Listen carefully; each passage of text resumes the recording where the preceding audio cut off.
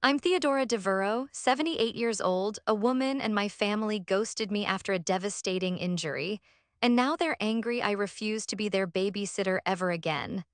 It's a bitter thing to learn at my age that the love you thought was a foundation was actually just a convenience.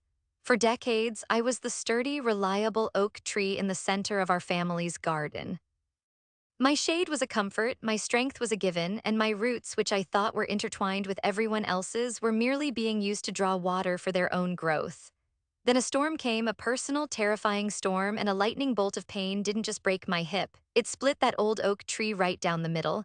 And when I needed them to help bind my wounds, my family was nowhere to be found. They just vanished. My son David is my only child.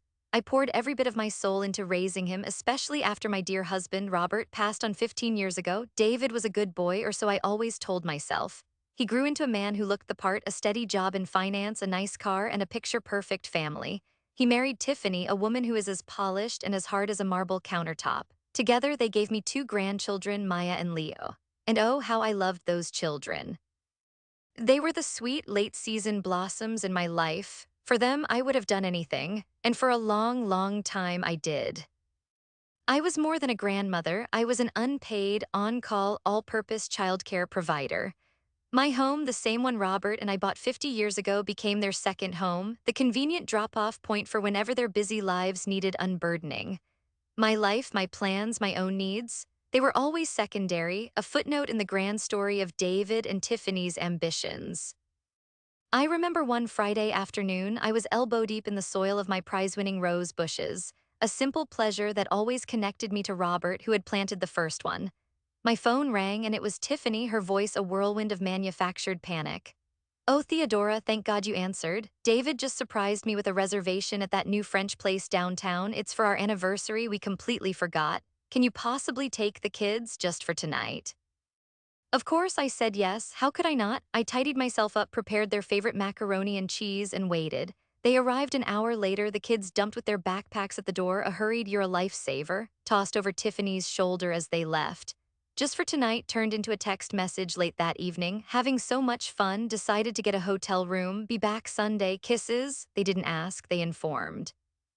I spent my entire weekend tending to two energetic children, my back aching, my own plans to attend a church potluck completely forgotten. When they returned Sunday evening looking refreshed, there was no apology, just a casual, "They weren't too much trouble, were they?" Another time, I had been looking forward to my gardening club's annual outing for weeks.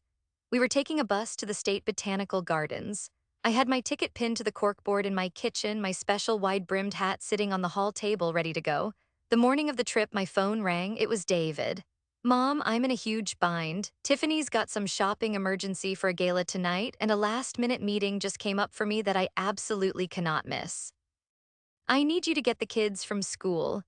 His voice had that familiar edge of assumption, the tone of a man who has never been told no.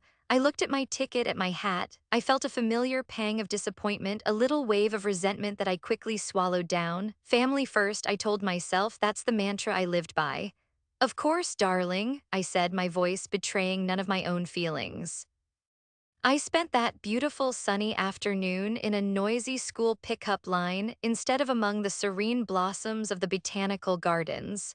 Tiffany never even mentioned the gala afterwards. Holidays were the worst. The expectation was unspoken but ironclad. Thanksgiving, Christmas, Easter, they were all at my house. For weeks beforehand, I would plan, shop, and prepare. I'd bake Robert's favorite pecan pie, roast a turkey large enough to feed an army, and make sure every corner of the house was sparkling. They would arrive around noon on the day, always empty-handed, and settle in the living room while I twirled in the kitchen. Tiffany would artfully critique the decor or complain about the traffic. David would be glued to the football game on TV. After the meal, after they had filled their plates 2 or 3 times, they would pat their stomachs, declare how stuffed they were, and leave the entire mountain of dishes for me. "We've got to get the kids to bed, Mom. Thanks for everything." And just like that, they'd be gone, leaving me alone in the wreckage of a feast I barely had time to eat. I was the family's bedrow. CK, their ever-present, ever-giving, ever-forgiving servant. And I was so used to it, I didn't even realize I was being buried alive under the weight of their needs. I thought it was love. It would take a shattered bone and an even more shattered heart for me to see the truth. The day it happened began like any other Tuesday. The morning sun was streaming through my kitchen window, illuminating the dust motes dancing in the air. It was quiet. The profound, peaceful quiet that only settles in a house after the chaos of grandchildren has departed. David and Tiffany had taken an impromptu trip to the coast for a long weekend, leaving Maya and Leo with me, of course. They had been picked up the night before, and the silence they left in their wake was both a relief and a little lonely. I had just finished washing the breakfast dishes, my hands moving with the familiar, practiced rhythm of 78 years of living. I'd recently had the hardwood floors in the hallway polished. Tiffany had insisted on it. Theodora, this old linoleum is so dated, you need something sleek. It increases the home's value, she'd said during her last visit, running a manicured finger over a scuff mark as if it were a personal insult. I relented, as I always did. A local company came in, and for a few days, the house smelled of chemicals and varnish. The result was a mirror-like shine, a surface so glossy you could see the ceiling reflected in it. It was beautiful, but it felt alien under my feet, like a sheet of ice had been laid over the warm, familiar wood I knew. I was carrying a small basket of laundry, heading towards the utility room. I was wearing my favorite house slippers, the ones with the soft, worn-down soles. I remember thinking about what I'd plant in the empty patch of garden by the fence. Perhaps some sunflowers this year, something bright and unapologetically cheerful. That was my last coherent thought before my world tilted on its axis. One foot slipped, finding no purchase on the slick, unforgiving surface. There was no time to react, no moment to brace myself. My body, which had carried me faithfully for nearly 8 decades, betrayed me in an instant. I went down hard. The sound was sickening, a wet cracking noise that seemed to come from deep inside me, followed immediately by a surge of pain so white-hot and blinding that it stole my breath. It was a feral, vicious thing, a pain that had teeth. It sank them into my hip and radiated down my leg, up my spine, and into my very skull. I lay there on the cold, polished floor, the laundry basket overturned beside me, clean towels scattered like fallen doves. For a moment, I couldn't process anything but the agony. It was an ocean, and I was drowning in it. When the first wave receded just enough for me to think, a new horror washed over me, helplessness. I was alone. The silence of the house, so peaceful just moments before, was now a menacing, suffocating blanket. I tried to push myself up, but the slightest movement sent a fresh explosion of pain through my body, so intense it made me cry out, a raw, ragged sound that was swallowed by the empty rooms. My phone was on the kitchen counter, a million miles away. Panic began to set in, cold and sharp.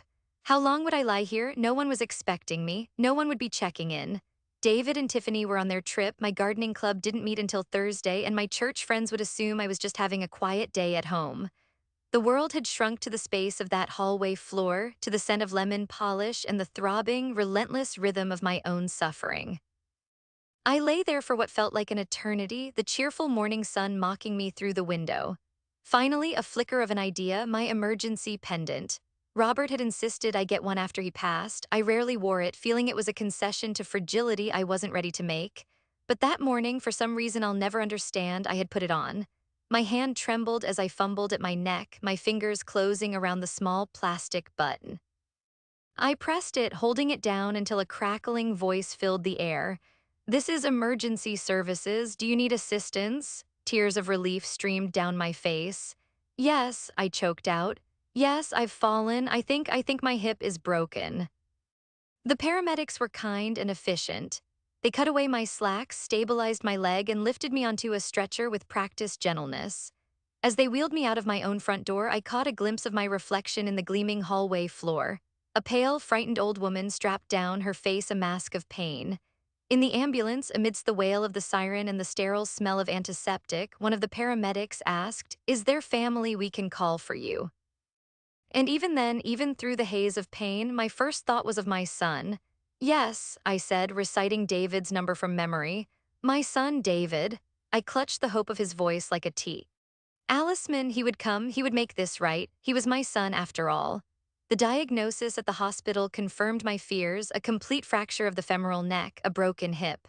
The doctor, a young man with tired eyes, spoke to me in calm, serious tones about surgery, steel pins, and a long, arduous recovery. All I could hear was the echo of my own bones breaking. And all I could think about was the phone call David would surely be making any second. The surgery was a blur of fluorescent lights, masked faces, and the hollow beeping of machines. I drifted in and out of a fog, buoyed by anesthesia and painkillers. When I finally woke up properly, I was in a stark, white room that smelled of bleach and sickness. A heavy, weighted feeling pulled at my right side, and a dull, deep ache had settled into my bones. The searing pain was gone, replaced by a thrumming misery. I was pieced back together with metal, a stranger in my own body. My first coherent thought was David. I looked towards the door, expecting to see him, to see Tiffany, to see the familiar faces of my family rushing in to comfort me. The door remained closed. A nurse came in, a kind woman with a warm smile named Patricia. She checked my vitals and adjusted my pillows. "Did my son call?" I asked, my voice raspy. "He did, honey," she said, fluffing my pillow. "Spoke to him a few hours ago while you were in recovery. Said he and his wife were on their way back from the coast. They should be here soon." Relief washed over me, so potent it felt like a dose of medicine. Of course, they were on their way. The world hadn't ended. It was a terrible accident, but my family would be here to see me through it. I drifted off to sleep again, clinging to that promise. They arrived late that evening. David looked tired and annoyed, his tie loosened, his brow furrowed. Tiffany stood behind him, clutching her expensive handbag like a shield, her face a carefully constructed mask of concern that didn't quite reach her eyes. "Mom," David said, his voice low, "my God, what a mess." It was, "Are you okay?" Or I was so worried. It was, "What a mess." As if I had spilled something on his new carpet. "I slipped," I whispered, "on the new floors." Tiffany flinched, a barely perceptible tightening around her mouth. "Oh, Theodora, you have to be so careful. Those floors are top of the line." She didn't step closer to the bed. She surveyed the room, her gaze lingering on the IV drip and the catheter bag with distaste. "The doctor said surgery went well," David continued, checking his watch. "He said you'll be in here for a few days and then, well, then you'll need a lot of rehab, for months probably." He said months like it was a prison sentence, one he was being forced to witness. I looked at them, my son and his wife, standing there in their expensive clothes, smelling of salt air and freeway exhaust. I was their mother, lying broken in a hospital bed, and they looked at me like I was an inconvenience. A complicated problem that had just landed on their desk. "We'll figure something out," Tiffany said vaguely, patting my hand with the tips of her cold fingers. It was a gesture devoid of any warmth. "David has that big quarterly review coming up and my schedule is just a nightmare. But don't you worry, we'll make some calls, look into some facilities." Facilities, the word hung in the sterile air like a disease. Not "we'll take you home, Mom," or "we'll take turns staying with you," but facilities. A place to put me to contain the problem. They stayed for another 10 minutes, a conversation of empty platitudes and worried glances at their phones. Then, with promises to call tomorrow, they were gone. They left behind a profound and chilling silence, a void where love and comfort should have been. The next day, there was no visit. A text message from Tiffany appeared in the afternoon. "So swamped today, can't get away, hope nurses are treating you well. Kisses." I stared at the screen, at the cheerful, meaningless words, a knot of ice forming in my stomach. The day after, a call from David that lasted less than 2 minutes. "Hey Mom, just checking in. Listen, things are crazy. I have to travel for work next week. Tiffany's looking at some rehab places for you, some really nice ones. We'll talk soon." He hung up before I could even ask where he was going. Soon never came, the calls stopped. The texts dwindled to nothing. My questions to the nurses, "Have you heard from my son?" were met with pitying looks and gentle evasions. I spent my days staring at the ceiling, listening to the rhythmic beeps of the machines, the pain in my hip a dull echo of the screaming agony in my heart. Each time the door to my room opened, my heart would leap with a pathetic, desperate hope, only to plummet when it was just a nurse or an orderly. The realization dawned on me slowly, then all at once, like a slow sunrise revealing a landscape of utter devastation. They were. "Ain't coming." They had made their token visit, assessed the situation, and decided it was too much work, too much time, too much of an interruption to their perfect, busy lives. I was a broken object and they had put me on a shelf to be dealt with later or perhaps not at all. They had ghosted me, their own mother, lying in a hospital bed, helpless and in pain, and they had simply vanished from my life. The loneliness was a physical presence, a cold weight on my chest that made it hard to breathe. It was worse than the fall, worse than the surgery. It was the crushing understanding that the entire foundation of my life, the love I had poured into my son, had been built on sand. He had taken everything from me for 52 years, my time, my energy, my home, my heart, and when I finally needed something in return, something as simple as a hand to hold or a kind voice on the phone, the debt was refused. The account was closed, I was alone. In that sterile, white room surrounded by strangers, I grieved not for my broken body, but for my broken family. And as the tears finally came, hot and silent, a new feeling began to sprout in the barren soil of my despair. A tiny, cold, hard seed of anger. The hospital discharged me on a gray, drizzly Wednesday. They had done all they could, the rest was up to me. A social worker with a kind but weary face had arranged for medical transport, a sterile white van with a hydraulic lift. She handed me a stack of pamphlets for in-home care services and rehabilitation centers, the same ones Tiffany had probably glanced at online before deeming them too much effort.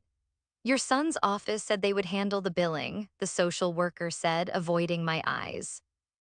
That was the extent of their involvement, a credit card number given over the phone. The ride home was a silent, surreal journey through streets that looked familiar but felt alien. When the van pulled up to my house, the driver and his assistant helped me into a wheelchair and navigated me up the ramp they had brought. He unlocked my front door and a wave of cool, stale air washed over me. The house was exactly as I had left it. The overturned laundry basket was still in the hall, the clean towels still scattered across the floor. They hadn't even had the decency to send someone to tidy up the scene of the accident. It was a monument to their indifference. The transport workers helped me from the wheelchair to the edge of my living room sofa, placed my new walker beside me, and handed me my bag of medications. "You'll be all right, ma'am?" the driver asked, his voice laced with a professional pity I was beginning to despise. I nodded, unable to speak past the lump in my throat. Then they left, and the front door clicked shut, the sound echoing through the cavernous silence. I was home, and I had never felt more homeless. The first 24 hours were a private, humiliating hell. Every simple act was a monumental struggle. Getting a glass of water from the kitchen was a perilous 10-minute expedition with the walker, my hips screaming with every shuffling step. The bathroom, a mere 20 feet away, felt like a journey across a continent. I tried to make a piece of toast and nearly set off the smoke alarm when I dropped it and couldn't bend to pick it up. I was a prisoner in my own home, trapped by my own fragile body. Night fell, the house grew dark, filled with shadows that danced and mocked me. I sat on the sofa, the television off, and just listened to the silence. It wasn't peaceful anymore, it was predatory. It was filled with the ghosts of unanswered phone calls and the echoes of my own pained cries on the hallway floor. Sometime after midnight, despair finally broke me. I buried my face in a cushion and sobbed, not quiet, dignified tears, but ugly, ragged sobs of pure anguish and abandonment. I wept for my dead husband, for the son I thought I had, for the woman I used to be.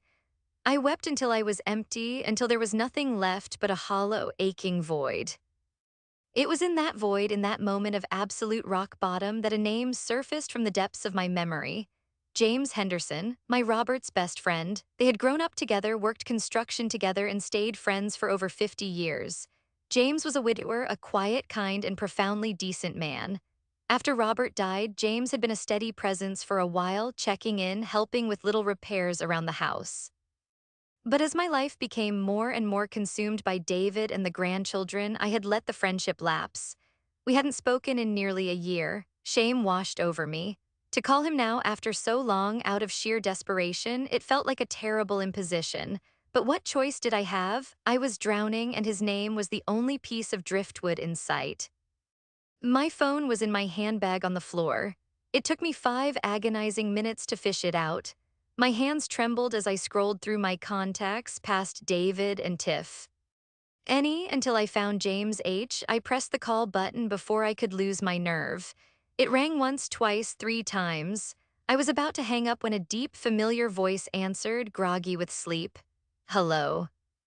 "James," I whispered, my voice cracking. "It's Theodora, Theodora Devereaux." There was a pause, then Theo. Good Lord, is everything all right? It's the middle of the night. And with that simple, concerned question, the dam broke again. The story came tumbling out of me in a messy, incoherent flood of words. The fall, the hip, the surgery, the hospital, the silence from David. I told him everything, my voice thick with tears I could no longer hold back. He listened, he didn't interrupt, he just listened. When I finally finished, the line was quiet for a long moment. I thought maybe he had hung up, that my tale of woe was too much. But then he spoke, and his voice was no longer groggy. It was tight, low, and vibrating with a cold fury that was entirely on my behalf. That boy, he said, and I knew he meant David. That ungrateful son of a Theodora, you stay right there, don't you move, I'm coming over. No, James, it's too late, you don't have to. I'm not asking, Theo, he said, and his tone was a gentle command. I'll be there in 20 minutes. He was true to his word. Less than 20 minutes later, I saw headlights sweep across my living room window. I heard his old truck rumble to a stop. A few moments later, a firm knock on the door. I painstakingly made my way over with the walker and opened it. There he was, James Henderson, his face etched with worry, his silver hair tousled. He was holding two large grocery bags. He took one look at me, at my pale face and tear-stained cheeks, at the walker, and his expression softened from anger to a deep, profound sadness. He didn't say, "What a mess." He said, "Oh, Theo." And in those two words, I heard all the compassion and care my own son had failed to give me. He stepped inside, put the bags on the kitchen counter, and then he did something I hadn't expected. He wrapped his strong, calloused arms around me in a gentle, careful hug, and I stood there leaning on my walker and my husband's best friend, and for the first time in weeks, I didn't feel completely alone. He had come. Someone had come. James Henderson's arrival was like the first ray of sunshine after a long and brutal storm. He didn't just bring groceries that night, he brought order to my chaos and hope to my despair. He took one look at the scattered laundry in the hall and the general state of neglect, and a muscle in his jaw tightened. Without a word, he picked everything up, put a load of laundry in the machine, and made me a cup of chamomile tea, his movements efficient and blessedly normal. He didn't treat me like a fragile invalid or an inconvenience. He treated me like his friend, Theodora, who had been through hell and needed a helping hand. The next morning he was back. He showed up with a toolbox and a look of determination. "First things first," he announced, his voice booming in the quiet house. "This place is a death trap. Robert would have my hide if he knew I let you live like this." Over the next few days, James transformed my home from a prison into a sanctuary. He installed sturdy grab bars in the bathroom and along the hallway. He replaced the slick, treacherous bath mat with a non-slip one. He rearranged the kitchen so that the things I needed most, the kettle, my favorite mug, the tea, were all within easy reach. He even went out and bought me a special reacher tool so I could pick things up without bending. He was a retired carpenter, and he moved with a quiet competence that was immensely reassuring. He was fixing my house, but it felt like he was helping to mend my life. He drove me to my physical therapy appointments 3 times a week. The sessions were brutal. The therapist, a young woman named Chloe with relentless optimism, pushed me to my limits. The exercises were agonizing, stretching and pulling at muscles that had gone stiff with disuse and at a joint that felt alien and wrong. There were days I wanted to give up, to just sit on my sofa and let the world fade away. But James would be there, waiting in the lobby, reading an old copy of Popular Mechanics. He'd see the exhaustion and pain on my face and say, "You did good, Theo, one step at a time." Then he'd drive me home and have a hot bowl of soup waiting for me, which he'd cooked in my own kitchen while I was gone. Slowly, painstakingly, my body began to respond. The small victories felt like enormous triumphs. The first time I was able to stand in the shower on my own, holding onto the grab bar James had installed. The first time I walked the length of the hallway without the walker, my hand just ghosting over the wall for support. The first time I was able to put on my own socks. Each milestone was a quiet celebration, a testament to my own stubborn resilience. But the healing, that W. As happening was more than just physical. James's quiet, steady presence was a balm to my wounded soul. We would sit in the evenings, drinking tea, sometimes talking for hours, sometimes sitting in comfortable silence. He would tell me stories about him and Robert as young men, wild and full of dreams. I would tell him about my roses, about the grandchildren, and eventually about the deep, aching hurt David and Tiffany had caused. He never judged. He just listened, his presence a silent affirmation of my worth. He encouraged me to reconnect with the world beyond my four walls. The ladies from your church have been calling, he told me one afternoon, handing me the phone. They've been worried, you should call them back. I did, and the warmth and genuine concern that poured through the receiver was another stitch in my healing heart. My friend Martha from the gardening club organized a meal train. For 2 weeks, a different friend dropped off a hot dinner every evening. They didn't just leave it at the door, they came in, sat for a spell, and filled my quiet house with laughter and gossip. I discovered that my life had not ended when my son abandoned me, it had just been on pause. With James's encouragement, I joined an online book club hosted by the local library. We met on Zoom once a week, a collection of silver-haired readers discussing mysteries and histories. It was wonderful. I was Theodora, the woman with a keen insight into character development, not just Granny, the unpaid babysitter. Months passed, the walker went into the closet, replaced by a simple cane that I only used for long walks. My limp became less pronounced. I was able to work in my garden again, kneeling on a soft pad, my hands once more covered in the rich, dark soil I loved.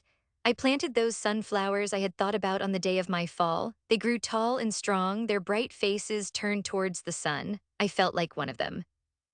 I had been broken, left in the dark, but I had found the light and was growing towards it again. One crisp autumn afternoon, as I was pruning my roses, I looked at my hands. They were strong again. I looked around at my peaceful, orderly home. It was mine. My life was mine. I had a community of friends who cared for me, new hobbies that brought me joy, and a quiet confidence I hadn't felt in years.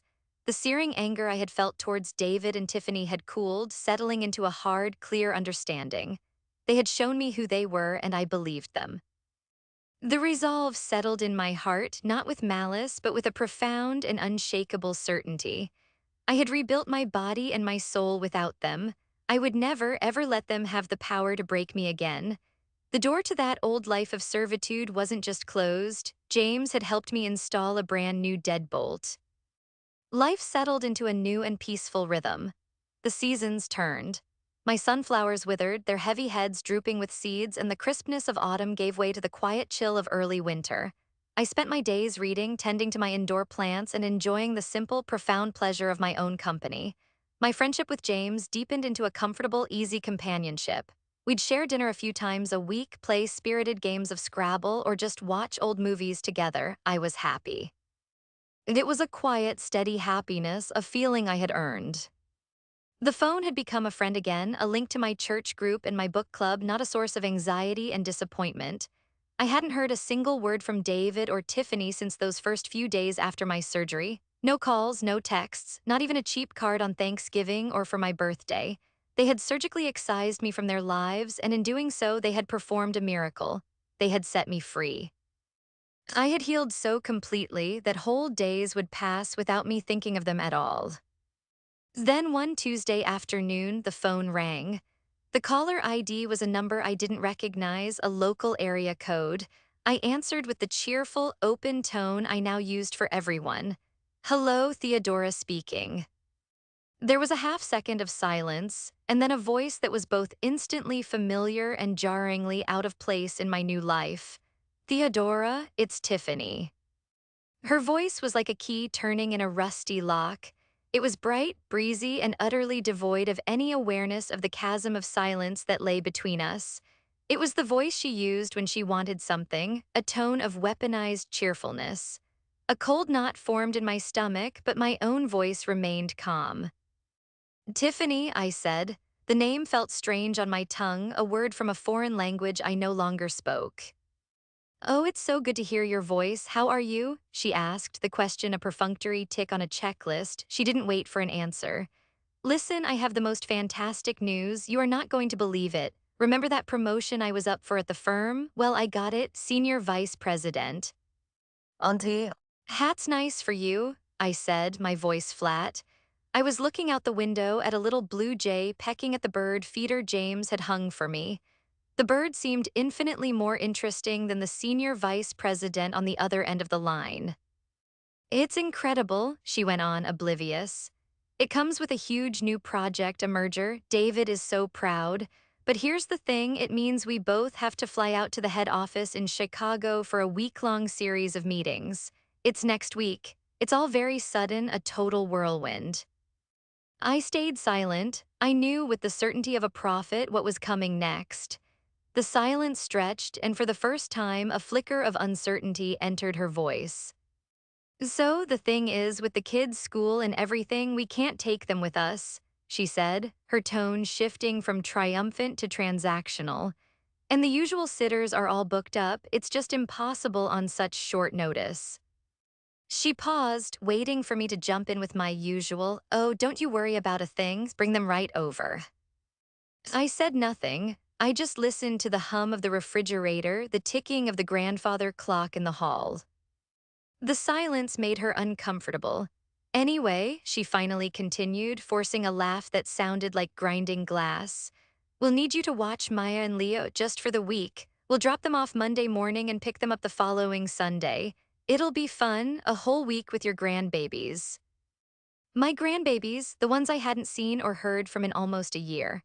The ones whose parents had left me to rot in a hospital bed. The casual, breathtaking entitlement of it all was a physical force. It felt like the air was being sucked out of the room. I thought of the lonely nights, the agonizing physical therapy, the terror of being helpless in my own home. I thought of James Henderson showing up with groceries and a toolbox, a friend doing the job my own son wouldn't. I thought of the strong, independent woman I had fought so hard to become. And in that moment, all the pain, all the anger, and all the newfound strength coalesced into two simple, powerful, and glorious words. I took a quiet breath. "No," I said. My voice was not loud, it was not angry. It was as calm and as solid as a block of granite. There was a moment of complete, stupefied silence on the other end of the line. It was as if I had started speaking in ancient Greek. "What?" Tiffany finally stammered. "What did you say?" I said no, I repeated, a little louder this time, savoring the shape of the word in my mouth. "I will not be watching the children next week, or any week after that. I'm not available." "Not available?" Her voice went up an octave, the breezy facade cracking to reveal the sharp, ugly entitlement beneath. "What do you mean you're not available? What could you possibly have to do that's more important than your own grandchildren?" The question was so perfectly, so purely her that I almost laughed. My new life, my peace, my very soul, none of it registered as important. I was only valuable in relation to them. "My plans are my own, Tiffany," I said coolly. "And they don't include being your emergency childcare. You'll have to make other arrangements." I could hear her sputtering, then a muffled sound as she handed the phone to David. His voice, when it came on the line, was booming and indignant, the voice of a man whose authority had been inexplicably challenged. "Mom, what is this? Tiffany says you won't take the kids. What's going on with you?" "Hello, David," I said. "It's been a long time." "Don't play games, Mom. This is a huge opportunity for Tiffany. We need you. You're their grandmother. It's your job." It's your job, those three words, all those years of love and sacrifice reduced to a job description, the job of a servant. And I knew it was time to finally give my notice. "No, David," I said, and my voice was as clear and cold as a winter morning. "It was my job to raise you to be a man who honors his mother. It seems I failed at that. Babysitting your children was never my job, it was a gift, one you took for granted so completely that you forgot it was a choice." There was a stunned silence on the line. I had never spoken to him like this before. The compliant, ever-giving Theodora was gone. In her place was a woman he didn't recognize, a woman who had forged herself in the fires of his own neglect. "What are you talking about?" he blustered, his indignation faltering into confusion. "A gift? You've always watched them, you love watching them."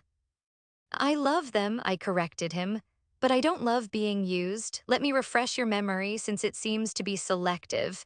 Do you remember last year when I fell and broke my hip?" "Of course I remember," he said quickly, defensively. "It was a terrible time, we were so worried." "Were you?" I asked, and this time I did laugh, a short, bitter sound. You were so worried that you visited once in the hospital for 10 minutes. You were so worried that you never called me back after that first week. You were so worried that you left me to come home to an empty house, to the very spot where I fell without so much as a phone call to see if I was alive or dead. You abandoned me, David, when I was in agony, when I was helpless and terrified and needed my son more than I have ever needed anyone in my life. You and your wife vanished. You ghosted me. I let the words hang in the air, each one a hammer blow against the hollow structure of his self-justification. I could hear his breathing, heavy and ragged. "That's not we were busy," he finally stammered, the excuse sounding pathetic even to his own ears. "I had that work trip, Tiffany had things. We were looking into rehab places for you. We were trying to help. You were trying to find a place to dump me so you wouldn't have to be bothered." I shot back, my voice rising with a year's worth of suppressed pain. "You weren't helping, David. The person who helped me was James Henderson. He was the one who came over in the middle of the night. He was the one who installed grab bars so I wouldn't fall again. He was the one who drove me to every single agonizing physical therapy appointment. He was the one who cooked me soup and sat with me when the loneliness was so thick I could barely breathe. A friend, David. A friend did what my own son would not."